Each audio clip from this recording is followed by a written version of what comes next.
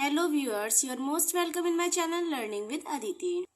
Friends, मैं आज आपके साथ पंचवर्षीय योजनाओं को काफ़ी ब्रीफ में और काफ़ी शॉर्ट फॉर्म में एक्सप्लेन करने वाली हूँ, जिसमें हम देखेंगे कि आखिर पंचवर्षीय योजनाएं क्या हैं, क्यों स्टार्ट की गई और प्रथम पंचवर्षीय योजना से लेकर 12वीं पंचवर्षीय योजना तक का कार्यकाल मतलब किस टाइम पीरियड से किस टाइम पीरियड तक चली और उनके उद्देश्य मतलब किस कारण से इनको स्टार्ट किया गया था, क्योंकि प्रत्येक पंचवर्षीय योजना का अपना अलग अलग उद्देश्य होता है। फ्रेंड्स, वीडियो स्टार्ट करने से पहले मेरी आपसे रिक्वेस्ट है, अगर आपने मेरे चैनल को सब्सक्राइब नहीं किया है so please subscribe my channel और please press the bell icon. और अगर आपको मेरी इस वीडियो से कुछ भी हेल्प मिलती है so please like this video. तो फ्रेंड्स, स्टार्ट करते हैं। फर्स्ट है प्रथम पंचवर्षीय योजना। इसको जानने से पहले हमें ये जानना पड़ेगा आखिर ये पंचवर्षीय योजनाएं क्या हैं।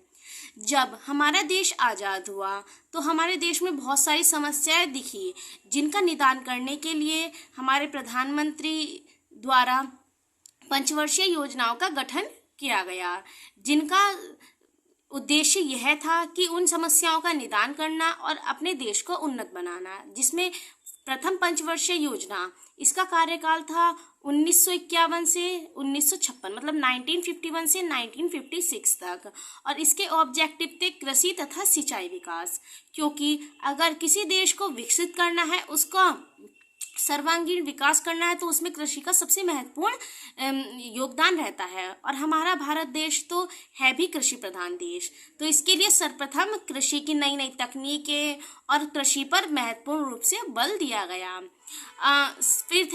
फिर है द्वितीय पंचवर्षीय योजना।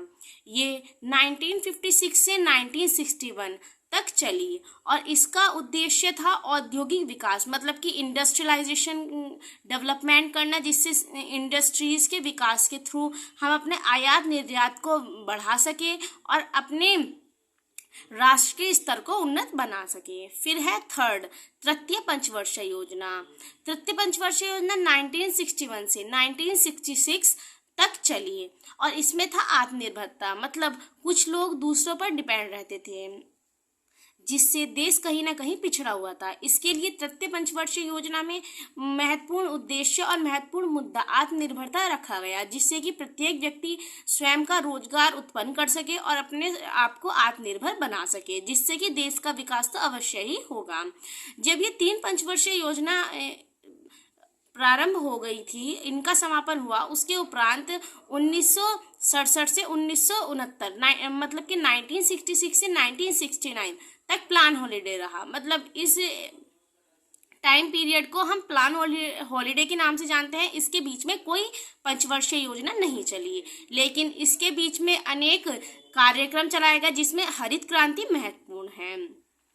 अगर आपको हरित क्रांति के बारे में मुझसे नोट्स चाहिए सो प्लीज़ मुझे कमेंट में बताना।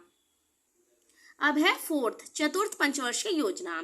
1969 से 1974 तक चतुर्थ पंचवर्षीय योजना चली और इसका ऑब्जेक्टिव था स्थिरता के साथ आर्थिक विकास, क्योंकि हम आगे की ओर तो विकास में बढ़ रहे थे, लेकिन हमारा आर्थिक विकास पिछड़ा हुआ था। इसके लिए अपने आर्थिक विकास को स्थिर रखने के लिए और सुदृढ़ रखने के लिए इसका कार्यक्रम का आरंभ किया गया था।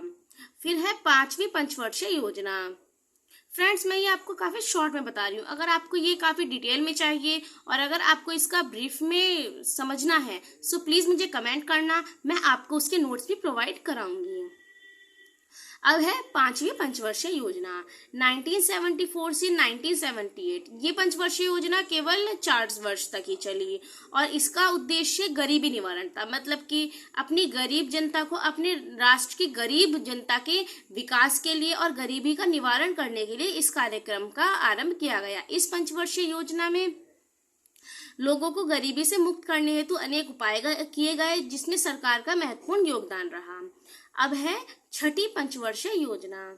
1980 से 1985 तक 6ठी पंचवर्षीय योजना चली और इसका उद्देश्य रोजगार वृद्धि था, मतलब कि रोजगार के नए नए अवसरों में वृद्धि करना और ग्रामीणों का और शहरी का स्तर में रहने वाले व्यक्तियों का सर्वांगीण विकास करना और देश को सशक्त बनाना, जिससे कि रोजगार की समस्याओं का निदान होकर प्रत्येक व्यक्ति को रोजगार के अवसर प्राप्त हो सके और वह अपने परिवार का भरण पोषण कर सके। अब है सातवीं पंचवर्षीय योजना। 1985 से 1990 तक सातवीं पंचवर्षीय योजना चली।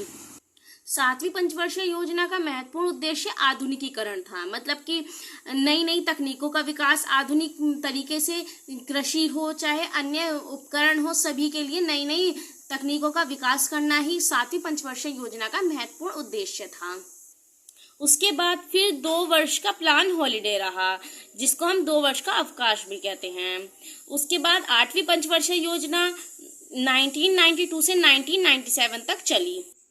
8वीं पंचवर्षीय योजना का उद्देश्य, जिसे हम ऑब्जेक्टिव भी कहते हैं, वो था मानव संसाधनों का विकास, मतलब जो मानव के पास पर्याप्त संसाधन है उनमें ही विकास करना, उनको ही सही तरीके से उपयोग करने के नए नए तरीकों को जनता को बताना, जिसके द्वारा जनता अपने संसाधनों का उपयोग करने के बारे में सशक्त हो जाए और उसके बारे में जानकारी प्राप्त हो जाए। फिर है नवीं पंचवर्षीय योजना। नवीं पंचवर्षीय योजना 1997 से 2002 तक चली और इसका उद्देश्य आर्थिक समृद्धि था, मतलब कि भारत राष्ट्र की पूरी जनता को आर्थिक रूप से समृद्ध बनाना और उसको आर्थिक स्तर में समृद्धि प्रदान कराना, जिससे जनता विकसित हो सके। इसके अंतर्गत अनेक कार्यक्रम चलाए गए, जिसमें सरकार का महत्वपूर्ण योगदान रहा, जैसे कि सर्व शिक्षा अभियान, सर्व जागरूकता अभियान और जनसंख्या नियंत्रण कार्यक्रम। अब है 10वीं पंचवर्षीय योजना।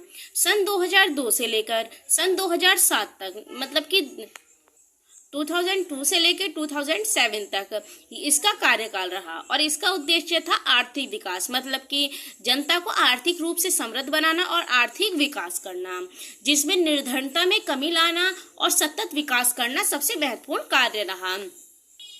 11वीं पंचवर्षीय योजना 2007 से लेकर 2012 तक चली, जिसमें तीव्र विकास को महत्वपूर्ण उद्देश्य रखा गया, जिसके अंतर्गत गरीबी दर को कम करना, शैक्षिक बेरोजगारी में कमी लाना, जनसंख्या वृद्धि दर में कमी लाना और साक्षरता को बढ़ावा देना सबसे महत्वपूर्ण कार्य रहे।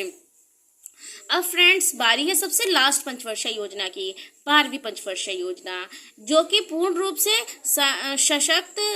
सतत विकास के लिए चलाई गई थी, किंतु इसका पूर्ण लाभ नहीं मिल पाया और ये इसका कार्यकाल सन 2012 से लेकर 2017 तक का रखा गया।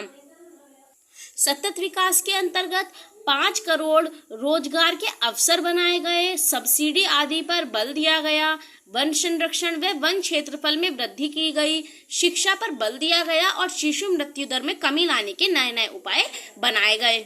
और फ्रेंड्स, आपको ये बता दें कि पंचवर्षीय योजनाएं जो थी ये प्लान कमीशन के द्वारा गठित की गई थी, जिसको हम योजना आयोग के नाम से जानते हैं।